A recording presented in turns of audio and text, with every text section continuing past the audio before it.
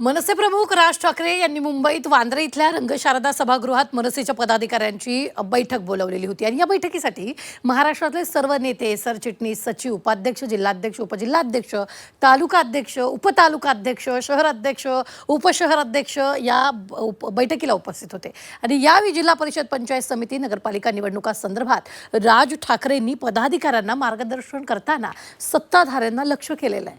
पाहूयात नेमकं काय घडलंय. महाराष्ट्र सध्या आयसीयू मध्ये.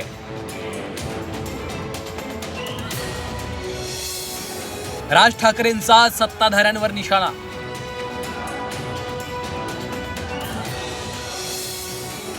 आगामी काळात राज ठाकरेंचं मिशन इलेक्शन.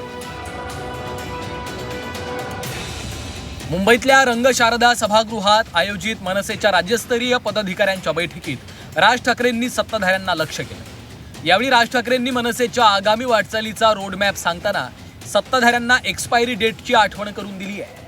मनसेच्या बैठकीची इनसाइड स्टोरी झी 24 तासच्या हाती लागली. महाराष्ट्र सध्या आयसीयू मध्ये आहे असं वाटतंय. राजकीय सूज आली आहे, ती अत्यंत वाईट आहे. प्रत्येक गोष्टीला एक्सपायरी डेट असते. जे सत्तेत आहेत त्यांचीही एक्सपायरी डेट आहे. एकेकाळी जनता काँग्रेसला कंटाळली होती, आंदोलनं अनेक केलीत. आता यापुढे लक्ष फक्त निवडणुकीवर द्या. पक्षाचा कार्यक्रम निवडणूक हाच आहे. 3 वर्ष निवडणूक नाही, त्यामुळे आता पक्ष बांधणीला सुरुवात करा. मराठी भाषा दिन जोरात साजरा करा.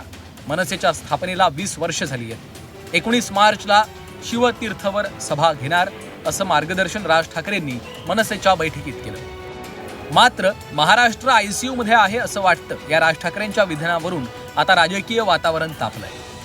महाराष्ट्र आयसीयू मध्ये नाही तर महाराष्ट्र विकासाच्या वाटेवर आहे. राज ठाकरे यांची स्लिप ऑफ टंग झाला असेल. राज ठाकरे यांना म्हणायचं असेल की महाराष्ट्र नवनिर्माण सेना आयसीयू मध्ये आहे. महाराष्ट्रात तर नाही आहे का आयसीयू मध्ये? ज्या प्रकारचं राजकारण चालू आहे, ज्या प्रकारे सत्ता मिळवण्याकरता लोकांच्या किंवा जनतेच्या मताला कुठल्या प्रकारची किंमत आहे का? आगामी काळात राज ठाकरेंच्या मनसेचं निवडणुकांवर लक्ष असणार आहे. निवडणुका हाच पक्षाचा कार्यक्रम असून पक्ष बांधणीला सुरुवात करण्याचे निर्देश राज ठाकरेंनी पदाधिकाऱ्यांना दिले. याच पार्श्वभूमीवर जिल्ह्यांसाठी संपर्क प्रमुख नेमणार असल्याचं कळतंय. राज ठाकरेंच्या बदलत्या राजकीय भूमिकेबाबत कायमच सवाल उपस्थित केला जातो. 2014च्या लोकसभा निवडणुकीत राज ठाकरे भाजपच्या बाजूने थोडे झुकले होते. राज ठाकरे 2011 साली बोलला होता की या देशाचे पंतप्रधान नरेंद्र मोदी झाले पाहिजेत. तर 2019 मध्ये राज ठाकरेंनी भाजपच्या विरोधात प्रचार केला. पण आज नरेंद्र मोदीजी तुम्ही जे वागताय याच्यावरनं आम्हाला आज सांगावंसं वाटतंय, आज मोदी मुक्त भारत झाला पाहिजे.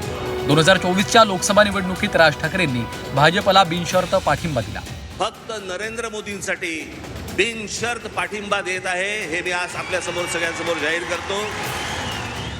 तर नुकत्याच पार पडलेल्या मुंबई महापालिका निवडणुकीत राज ठाकरेंनी बंधू उद्धव ठाकरेंच्या पक्षासोबत युती केली.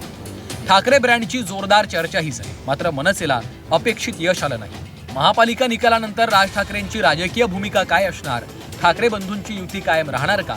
निवडणुका हाच पक्षाचा कार्यक्रम आहे असा कानमंत्र देणाऱ्या राज ठाकरेंची आगामी राजकीय वाटचाल कशी असणार हे पाहणं औत्सुक्याचं ठरेल.